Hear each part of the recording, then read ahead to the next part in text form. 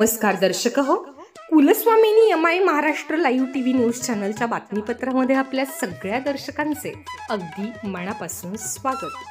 आपण पाहत आहात Kulswamini MI Maharashtra live TV news. जय महाराष्ट्र।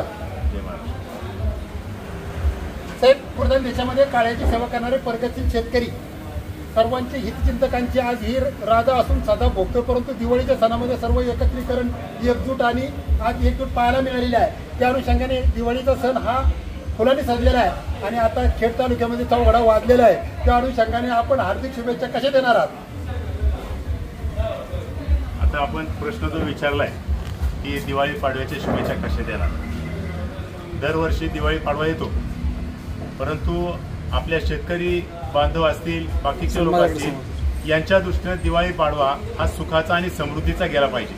आपली मुलं, आपल्या मुली, आपलं संपूर्ण कुटुंब, आपले आई वडील या सर्वांना आनंद होईल अशा प्रकारची परिस्थिती होणं हे या पाडव्याच्या निमित्तानं जर तो विचार आपण केला तर तो योग्य ठरेल असं आपल्याला वाटतं। खरं साहेब, आता आपल्या पुणे जिल्ह्याच्या उत्तरेकडे वैभव संपन्न तालुका म्हणजे हा खेड तालुका आहे। ही संतांची भूमी आहे, ही मंतांची भूमी आहे आणि संत ज्ञानेश्वरांच्या कर्तृत्वाने फुललेली मातृभूमी आहे। आणि या भूमीमध्ये कोणताही सण उत्सव साजरा करताना सर्व ग्रामस्थ असो, परंतु हित महिला भगिनी असो, या कार्यक्रमामध्ये सहभाग होतात। त्या अनुषंगाने आता ह्या दीपावलीच्या गोड शुभेच्छा देताना तुम्ही आत्मिक शांततेने का शुभेच्छा दिलेल्या आहेत, पण पुढील भावी काळामध्ये आता हे इलेक्शन काय देणार आहात? आता मी रेटवडी गावामध्ये आलोय।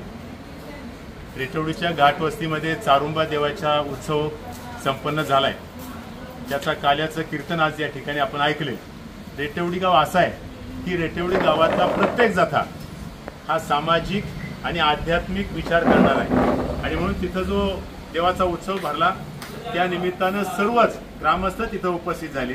ज्येष्ठ, युवक, महिला मोठ्या संख्येने त्या ठिकाणी सहभागी झाल्या। एक आध्यात्मिक विचार करणारी ही संतांच्या भूमीतली सर्व लोक जर पाहिली तर आपल्या सर्वांना सुद्धा आनंद होतोय। खऱ्या अर्थाने ज्ञानेश्वर आणि तुकाराम, संत ज्ञानेश्वर, संत तुकाराम महाराज यांच्या पावनभूमीमध्ये आपण सर्वजण वाढलोय।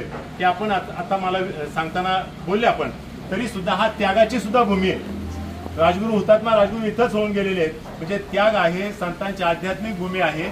एक संस्कार असणारा हा पवित्र क्षेत्राचा भाग जर आपण पाहिला तर आपण सुद्धा आपलं समाधान मानलं पाहिजे।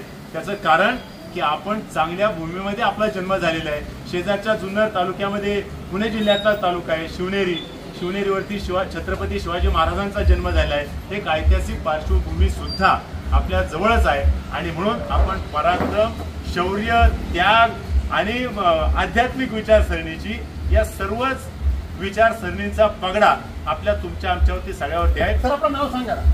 माझं नाव प्राध्यापक अशोक उर्फ बापूसाहेब निवृत्ती चौधरी पाटील। चौधरी पाटलांनी आताच सांगितलेलं आहे की लहान मुलांची मने कवळे असतात, त्यांच्यावर जसे आपण सुसंस्कार करू तशी त्यांची जडणघडण होत असते। चालू घडामोडींचे अपडेट्स जाणून घेण्यासाठी आपल्या Kulswamini MI Maharashtra live TV news चॅनलला जरूर सबस्क्राईब करा, लाईक करा, शेअर करा व कमेंट देखील करा। बेल आयकॉनवर प्रेस करा व नोटिफिकेशन्स मिळवा। पाहत रहा फक्त Kulswamini MI Maharashtra live TV news.